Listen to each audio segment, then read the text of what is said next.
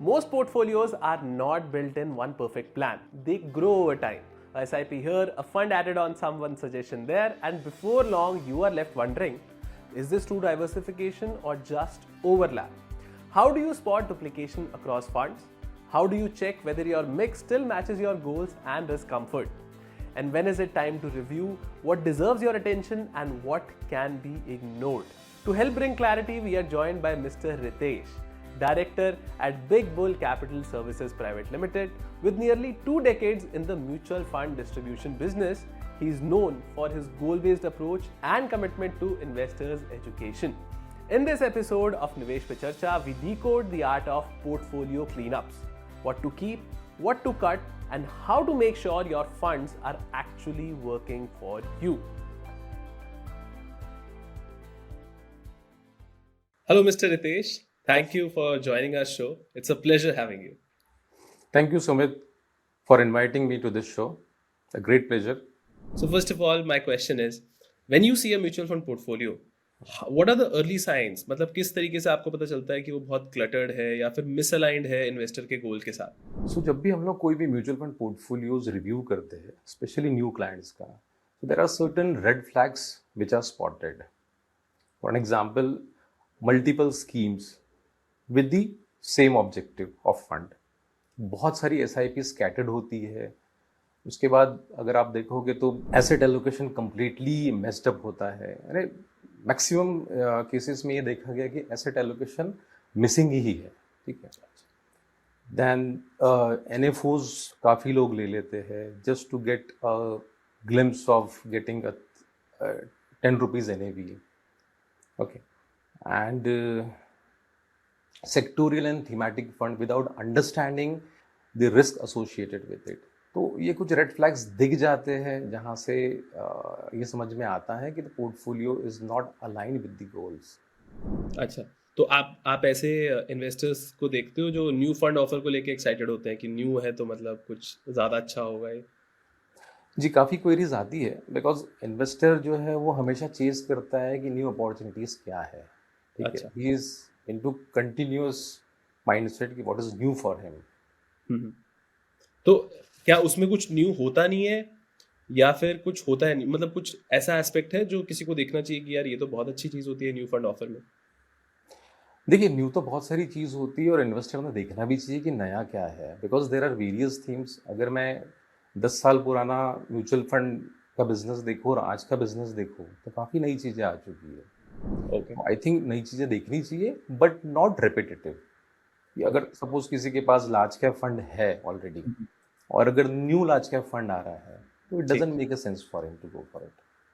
तो अभी जैसे आपके पास इन्वेस्टर्स आते होंगे बहुत सारे अलग अलग जगहों से, सुन के, सोशल मीडिया से, टीवी से या फिर अपने दोस्तों से, तो आप देखते हो उनके पोर्टफोलियो को, तो आप कैसे आइडेंटिफाई करते हो कि कौन से फंड्स उनके काम के हैं, कौन से फंड्स उनके काम के नहीं है? So most of the investors build their portfolio accidentally over a longer period of time. In the influence of social media है या friends और family influence है या just FOMO. Okay. तो अक्सर ये देखा गया है कि जो पोर्टफोलियो है वो हमेशा एक्सीडेंटली बनता है, उसमें लॉजिक्स बहुत कम होते हैं. So whenever we come across such portfolios, what we try to do is कि हम लोग जो पर्पस वाले फंड्स है उसको डिफरेंशिएट्स कर देते हैं अननेसेसरी क्लटर से. Okay. So we try to find out which are the funds which are behaving like twins. So हो सकता है there may be large cap, multiple large cap funds. अच्छा. Then we try to find out the exit plan. Okay, that is most important because it takes a year to clean up a portfolio. It is not something कि immediately हो जाए. ठीक है. We evaluate the tax implications, कि long term capital gain, short term capital gain क्या हो सकता है या ग्रैंडफादरिंग क्या हो सकता है. And we check the expense ratio. So expense ratio कितना इन्वेस्टर दे रहा है और उसके अगेंस्ट में उसको वैल्यू कितना मिल रहा है उस फंड में. So these factors has to be checked. तो Ritesh sir, do you ever come across something कि आप कोई टीवी देख रहे हो या फिर सोशल मीडिया पे आप कुछ देखते हो कि बहुत ही कुछ गलत चीज़ बता रहे हैं और आपको भाई अंदर से कुछ फील होता होगा यार ये तो बहुत गलत बात बोली जा रही है? ऐसा बहुत फ्रिक्वेंटली होने लगा बिकॉज इन्वेस्टर खुद ही ऐसे वीडियोस और लिंक्स शेयर कर दें एंड दे आस्क कि इज दिस राइट और रॉन्ग। अच्छा, तो तो ऐसा फिर कई आपको बार होता है। वेरीफाई करना पड़ता होगा। जी, क्लेरिफाई तो करना पड़ता है बिकॉज जो सोशल मीडिया का इन्फ्लुएंस है फाइनेंशियल मार्केट्स में वो बहुत इम्पैक्टफुल है। ओके, आप यकीन नहीं करोगे कि बहुत बार इन्वेस्टर्स सिर्फ अगर किसी एक पर्टिकुलर फंड के बारे में किसी वीडियो में बताया गया है तो he or she is very keen to invest in that particular fund without knowing the risk associated or without his or her risk appetite। तो ऐसा बहुत बार होता है। हाँ, तो अभी हम आते हैं, जैसे आपने बोला था कि बहुत सारे फंड्स होते हैं जो एक ही तरीके के होते हैं, हाँ बट ऐसा होता है कई बार इन्वेस्टर्स देखते हैं कि भाई अलग अलग फंड्स हैं वो खरीद लेते हैं, बट डाइवर्सिफिकेशन नहीं मिल पाती।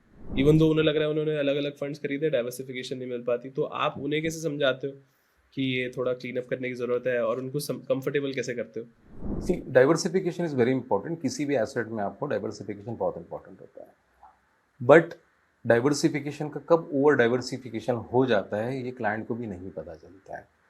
So ideally, what we do is that we compare the portfolio with each other क्योंकि इसमें overlapping बहुत होती है। There are various funds like flexi cap fund, multi cap fund। ये सब नाम में सिमिलर दिखते हैं बट ये बिहेव भी बहुत सिमिलर करते हैं। Okay, Okay, so almost 80 to 90%, not 80 to 90, but almost 60 to 70% of the stocks get overlapped in the portfolio। Client को ये जरूर लगता है कि वो डाइवर्सिफाई कर रहा है, बट आइडियली में अगर आप देखें तो स्टॉक का मूवमेंट तो वही है। So that is not a proper diversification. so how do you decide then, first of all, कि which of the funds you should continue, which of the funds you should exit, और which of the funds you should reduce? आप कैसे decide करते हो उस मामले में जब क्लीन अप कर रहे होते हो किसी इन्वेस्टर का पोर्टफोलियो? तो उसे सबसे पहले कंपेयर करना होता है कि उसका पोर्टफोलियो होल्डिंग क्या है। अगर पोर्टफोलियो होल्डिंग ऑलमोस्ट सेम है तो it becomes easy to eliminate. Okay, and we first educate them rather than eliminating the funds. Okay, okay, that is more important। And see, funds are just like a vehicle। Okay, once you decide what is the destiny then आप उसमें आपके funds eliminate या add कभी भी कर सकते हो। So Okay. it is very important to tell the client exactly for what purpose he or she is investing in a particular fund। तो अगर फंड में डुप्लीकेसी है तो वो वैसे ही दिख पड़ता है and it becomes easy to convince a client so that he or she can clean up his portfolio। Okay, तो अभी आपने बात करी destiny, so what is the destiny that you seek, मतलब आप क्या पूछते हैं इन्वेस्टर से कि किस तरीके की डेस्टिनी के बारे में क्या बात होती है? तो हम लोग जब भी कस्टमर से इंटरेक्ट करते हैं तो फर्स्ट ऑफ ऑल हम ये जानने की कोशिश करते हैं, उनको पूछते भी है कि आप इन्वेस्टमेंट क्यों करना चाहते हो, आपका पर्पस क्या है इन्वेस्टमेंट का। So we Okay. Try to give him 4 to 5 goals. उसमें से ट्रैक होता है कि आप किस गोल के लिए इन्वेस्टमेंट करना चाहते हैं। So once the goal is decided, after decision of the goal then we filter the funds. कि अगर आपके पास सपोज रिटायरमेंट फंड, आपका रिटायरमेंट गोल है लेकिन आपके पास एक भी रिटायरमेंट फंड नहीं है तो ideally you should have that fund. Okay, Okay. so you should not have a small cap or large small cap or any sectorial fund for your retirement purpose। so if it's a child education, the purpose is child education, then you should have a children fund। तो क्या इस तरीके के answer भी आते हैं कि बस हमें तो बस अमीर बनना है, we want to be rich, that's why we want to invest? जो जेंजीज है, न्यू जनरेशन वाले लोग हैं, उनके लिए गोल्स नहीं है। They don't believe in goals, they अच्छा, बिलीव इन कि बस हमें एग्रेसिव फंड चाहिए, मैक्सिमम रिटर्न कौन सा फंड दे सकता है, that is more important for them. अच्छा, these are the questions या that you या okay. So फिर what do you suggest them? So we suggest them कि हाँ ऐसे भी फंड्स हैं। अगर आपको ऐसे फंड्स में जाना है, एग्रेसिव फंड्स में जाना है तो ऐसे भी फंड्स हैं, but these funds are going to be very volatile. अगर आप पेशेंटली 10 साल रुक सको, एक डिकेड अगर आप किसी फंड को दे दो तो then I think you will make money. Ritesh ji, what are the other characteristics, basically mutual fund performance, past performance के अलावा और क्या क्या चीजें देखते हैं आप उसे एनालाइज करने के लिए? सो बेसिकली पास्ट परफॉर्मेंस एक रेफरेंस होता है, एक बेंचमार्क नहीं होता है किसी फंड को जज करने के लिए। सो इसके अलावा अगर मैं देखना चाहूँ, हम लोग जो देखते हैं that is portfolio construction quality क्या है। ठीक है, किसी पर्टिकुलर म्यूचुअल फंड का क्वालिटी एंड प्रोसेसेस क्या है। कितना टेन्योर हुआ है उस पर्टिकुलर फंड को, how the fund has behave in bull and bear phases. तो ये सारी कुछ क्राइटेरियाज बहुत इंपॉर्टेंट रखती है। अगर किसी फंड में ये सब चीज़ें मिलती है तो we try to keep it. Okay, Ritesh ji, last सवाल है मेरा। तो जैसे आपने बताया कि कंफर्टेबल करने में क्लाइंट को क्लीनअप के रिगार्डिंग कोई ज़्यादा प्रॉब्लम नहीं होती है, आप पहले उन्हें समझाते हैं और फिर वो कंफर्टेबल हो जाते हैं, आप उनकी क्लीनअप प्रोसेस को भी कुछ साल लगा के, कुछ टाइम लगा के कर देते हैं। उसके बाद जब आप ये सब कर देते हो क्लीनअप, उसके बाद क्या रिव्यू मैकेनिज्म सेट होना चाहिए जिससे जो इन्वेस्टर है वो ओवर मॉनिटर भी ना करे और एकदम निगलेक्ट भी ना कर दे? सो कस्टमर्स से ना हम लोग एक चीज़ बहुत क्लियरली बोलते हैं कि म्यूचुअल फंड का portfolio is just like a beautiful garden.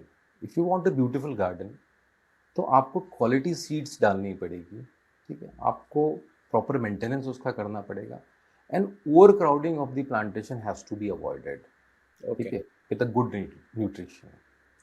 So whenever you will do this you will find कि आपका पोर्टफोलियो हेल्दी रहेगा, दिखने में अच्छा दिखेगा, and you will feel good. Okay. Now, once the cleaning mechanism is done, we set a review calendar, maybe half yearly or yearly, depend करता है client का requirement कैसा है. That is one thing. Second thing is हम उसको शोर शराबे से दूर रखने की कोशिश करते हैं कि आप unnecessary जो है जितना markets में चल रहा है, just ignore the voice. Okay. But when they call you in panic कि मार्केट गिर रहा है, ये हो गया, वो हो गया, so what do you do then? देखिए, पैनिक तो मार्केट करेगा, फर्स्ट टाइम नहीं कर रहा है, 150 साल का हिस्ट्री है कि मार्केट्स हमेशा पैनिक करते हैं। और उसी चीज़ को समझना बहुत इंपॉर्टेंट है कि जब भी पैनिक बटन आपकी प्रेस हो तो आपको ज़्यादा रिएक्ट नहीं करना है, जस्ट थोड़ा सा टाइम देके पॉज करके सिचुएशन को कंप्लीटली अवॉइड करना है और किसी की बातों पर ध्यान नहीं देना है, चाहे कितनी ही रील्स आते रहे। बिकॉज क्या होता है कि ऐसे मार्केट में आपको हमेशा नेगेटिव न्यूज़ काफ़ी मिलती है मीडिया से। Okay. So performance review important है, बट परफॉर्मेंस रिव्यू का मतलब ये नहीं है कि it is a perfection. So review is for direction, not for perfection. Okay, thank you, Ritesh ji. With this thought, we will just conclude our conversation. Thank you for joining us. Thank you so much for having me. Thank you. Thanks a lot. This conversation comes back to one theme: clarity, knowing why each fund sits in your portfolio and what role it plays in your larger plan. As Mr. Ritesh shares, many portfolios become crowded over time, not out of carelessness, but because decisions often get shaped by repetition, noise, and emotion. The shift begins when you step back, identify overlap, and realign your portfolio to your goals with a more deliberate structure. Because over time, a thoughtful process and a calmer approach to reviews can help you move forward with confidence and purpose. Mutual fund निवेश बाजार जोखिम के अधीन है। योजना संबंधी सभी दस्तावेजों को ध्यान से पढ़ें। Mutual fund investments are subject to market risks. Read all scheme related documents carefully.